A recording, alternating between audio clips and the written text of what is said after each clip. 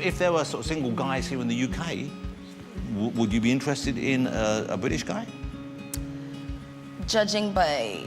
Hey guys, welcome back to the channel. Today we will be talking about Rihanna and her relationship with Drake. Who is Rihanna? Robyn Rihanna Fenty was born February 20, 1988 and is a Barbadian singer, actress, fashion designer, and businesswoman. Born in St. Michael and raised in Bridgetown, Barbados, Rihanna was discovered by American record producer Evan Rogers, who invited her to the United States to record demo tapes. After signing with Def Jam in 2005, she soon gained recognition with the release of her first two studio albums, Music of the Sun and A Girl Like Me, both of which were influenced by Caribbean music and peaked within the top 10 of the US Billboard 200 chart.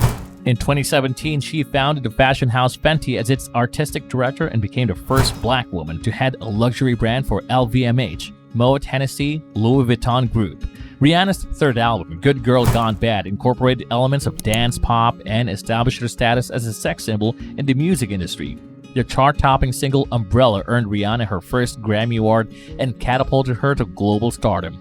She continued to mix pop, dance, and R&B genres on her next studio albums, Rated R, Loud, Talk That Talk, and Unapologetic, which became her first Billboard 200 #1. The album spawned a string of chart-topping singles, including Rude Boy, One Girl in the World, What's My Name, S&M, We Found Love, Diamonds, and Stay. Her eighth album, Anti, showcased a new creative control following her departure from Def Jam. It became her second US #1 album and featured the chart-topping single Work. Rihanna has collaborations with artists such as rappers Drake, Eminem, Jay-Z, and Kanye West, and singers Adam Levine, Paul McCartney, Ne-Yo, and Shakira. With sales of over 250 million records worldwide, Rihanna is one of the top best-selling music artists of all time. She has earned 14 #1s and 31 top 10 singles in the US and 30 top 10 entries in the UK. Her accolades include 9 Grammy Awards, 13 American Music Awards, 12 Billboard Music Awards, and 6 Guinness World Records. Forbes ranked her among the top 10 highest-paid celebrities in 2012 and 2014. As of 2019, she is the wealthiest female musician with an estimated net worth of $600 million US. Time magazine named her as one of the 100 most influential people in the world in 2012 and 2018. Aside from music, Rihanna is known for her involvement in humanitarian causes, entrepreneurial ventures, and the fashion industry. She is the founder of the nonprofit organization Clara Lionel Foundation, cosmetics brand Fenty Beauty, and fashion house Fenty under LVMH. Rihanna has also ventured into acting, appearing in major roles in Battleship, Valerian, and The City of a Thousand Planets, and Ocean's 8. She was appointed as an ambassador of education, tourism, and investment by the government of Barbados in 2018. Drake met Rihanna for the first time in 2005 when he was shooting the music video for Pawn to Replay at a restaurant in Toronto. He was introduced as Drake, the guy who played background music at the restaurant as people ate their dinner. It was the beginning of a tumultuous and multifaceted relationship. Fast forward to 2009, not long after Rihanna's disastrous split from Chris Brown after he violently assaulted her, and Drake and Rihanna were spotted out of town in NYC, where she was making out with him all night. Years later, Drake would stand up at the 2016 MTV Video Music Awards to present Rihanna with a Video Vanguard Award while taking the opportunity to tell his story of their first encounter and profess his love for all the world to hear. And who can forget their amazing chemistry and their collaboration for her song Work, which convinced the whole world that the two must be together. Before we begin parsing out how and why it never really worked out between Drake and Rihanna, it's first worth acknowledging the fact that they were never officially a couple, seemingly due to long-term hesitation and confusion stemming from both sides. Between 2009, just months after their first date, up until very recently, anyone who's paid attention to the spectacle of their romance has been bombarded with an endless stream of alleged makeups, breakups, hot dates, steamy collaborations, declarations of sort of togetherness, declarations that their relationship was open, sordid stories of cheating or wandering eyes, and as though to put a big old cherry on top, there's the persistent denial that they were ever a thing to begin with, but mostly not entirely on Rihanna's end. In a famous 2010 interview with the New York Times, Drake confessed he felt used by Rihanna. "I was a pawn. You know what she was doing to me? She was doing exactly what I've done to so many women throughout my life, which is show them quality time, then disappear. I was like, wow, this feels terrible."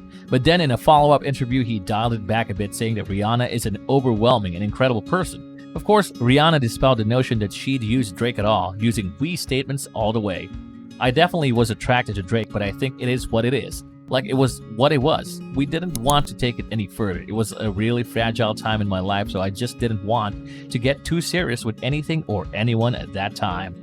Drake has taken advantage of many interviews to detail how his ambition and his passion for music make him hyper-independent, which in turn makes finding a romantic partner challenging. Ultimately, what it comes down to is that he's single because he loves freedom.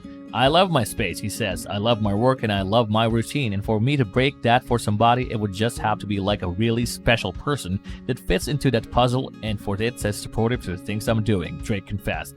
It has to be with someone that has taste in music. It has to be somebody you know that I get along with so much to the point when we're separate I'm feeling like I can't function properly without their presence.